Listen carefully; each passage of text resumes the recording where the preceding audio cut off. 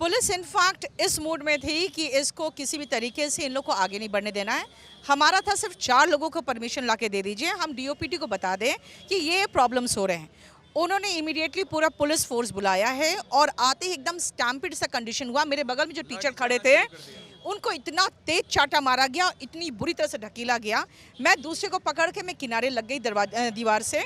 उसके बाद लाठी चार्ज हुआ है, लाठी से मारा गया है और हम लोग करीबन 45 लोगों को भर के बिल्कुल ज़बरदस्ती बस में उन्होंने 4 घंटे, दो बस, एक में 20 करीबन थे, एक में 45 थे, अलग अलग। एक इन लोगों को बवाना ले जाया गया, हम लोगों को आपसेहड़ा बॉर्डर, फिर वहाँ से ले जाया गया हम लोग को नजफगढ़ तरफ।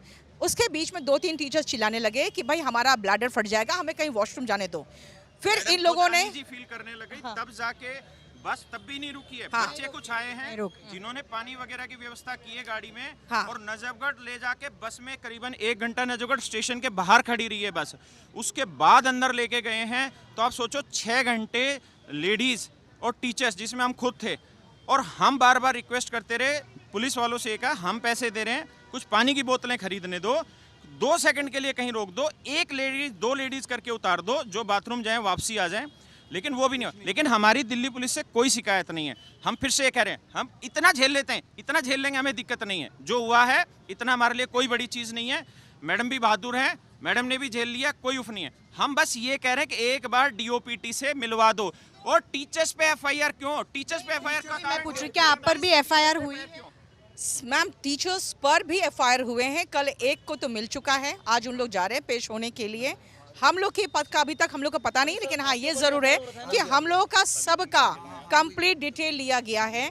हमारा कहना है कि क्या हम जिस मंत्री को चुन के भेजे हैं उनसे हम 4 टीचर्स नहीं मिल सकते? हम कोई आतंकवादी, कोई क्रिमिनल नहीं है। हम सिर्फ चाहते हैं हमें उन तक ये बात पहुंचाने का मौका दिया जाए कि एसएससी क्या कर रही है। एक टीसीएस जिसमें 3-4 खामियां थी, उन सुधारने के बदले में उन्होंने हमें ऐसा परेशानी में डाला है कि आज हम एक पंखा, एक पेन और एक पेंसिल के लिए डिमांड कर रहे हैं। एक रफ पेपर देने का उनकी औकात नहीं है एडिक्वेटी के पास। उन लोगों ने ऐसे लड़कियों को जो 17-18 साल की जो बैठ के रील बना रही है, उनको वहाँ पे एग्जाम सेंटर के इन्विजिलेटर बना के बिठाया हुआ है। टीचर विरोध कर रहे हैं तो उसके ऊपर में एफआईआर डाल दो, टीचर्स के ऊपर एफआईआर क्यों? लाठी चार्ज कर दो, उनको मार दो, पीट दो, जेलों में बंद कर दो, शहर के बाहर ले जा करके छोड़ दो, उनको पीने के लिए पानी मत दो, और जितनी धाराएं लगा सकते हैं उतनी धाराएं लगा दो। मुझे आप लोग बताइए कि फाइनली आप लोगों की सरकार से इस वक्त क्या मांग रहेगी, और अगर आपकी मुलाकात नहीं हो पाती है डीओपीटी डिपार्टमेंट में या जो शिक्षा मंत्री है उनसे, तो क्या आप लोग आगे करने का सोच रहे हैं? मैम एक ही डिमांड है मैम हमारी कि एग्जाम सिस्टम आप फीस बढ़ाएं, बट एग्जाम सिस्टम को नीट एंड क्लीन करें। एक भी शिकायत नहीं आनी चाहिए। आप 100 रुपये फीस मत लीजिए, 1000 लीजिए। हमें ना टीसीएस से मतलब है, ना एडिक्विटी से मतलब है। हम सरकार को देख रहे हैं, आप 10 सरकारी नौकरी निकाल रहे हैं, हम 10 के लिए तैयार हैं, लेकिन वो 10 तरीके से भर दीजिए। अब ये हालात नहीं होनी चाहिए कि सेंटर्स पे 6 बजे पेपर खत्म होता है, लेकिन रात 10 बजे सेंटर से लड़कियां निकल रही हैं, क्योंकि वहाँ पे ये टेक्निकल ग्लिच बोलते हैं और इनकी दिक्कतें हैं। अब भारत इस स्टेज पे तो नहीं है कि यहाँ की और माउस के लिए हमें विरोध प्रदर्शन करना पड़े। और आप किसी तरीके से, और जो जनता सुन रही है, भाई आप हमारी मदद करिए। आप बताइए कि हम एफआईआर हो गई और क्या हम करवाएं, और कौन सी ऐसी चीज करें जिसके क्या थ्रू सरकार तक मुझे यही बताइए कि आप लोग जो हैं, आप लोग कोचिंग क्लासेस चलाते हैं, इतने बड़े लेवल पे ये जो कॉम्पिटिटिव एग्जाम्स हैं उसके लिए बच्चों को पढ़ाते हैं। बच्चे प्रोटेस्ट कर रहे हैं। एक बार पहले भी एसएससी को लेकर बहुत ज़्यादा प्रोटेस्ट हो चुका है। अब हाँ, नहीं, नीट से पहले और हाँ 2017 में वो भी प्रोटेस्ट हो चुका था। उसके बाद सरकार ने कहा था कि हम सब चीज़ें बदलेंगे। फिर नीट का पेपर लीक हुआ, उसको लेके प्रोटेस्ट हुआ। तो क्या बच्चे आपसे इतना कंप्लेन करते हैं कि आप लोगों को भी आना पड़ा सड़कों? 2017 के बाद बहुत प्रॉपर तरीके से स्मूथ चला सब कुछ। हमारे 3-4 शिकायतें थी कि 10th 12th और ग्रेजुएशन लेवल का पेपर सेम लेवल का कर दे रहा है टीसीएस, वेटिंग लिस्ट नहीं है और मार्क्स टू ऑल दे देते हैं अगर वो क्वेश्चन गलत करते हैं तो। हमारे 3-4 शिकायतें थी। इन्होंने क्या किया, इन्होंने वेंडर ही चेंज कर दिया। अब वेंडर जो चेंज हुआ है उसकी ये हालत है, उनके पास प्रॉपर इंफ्रास्ट्रक्चर नहीं है।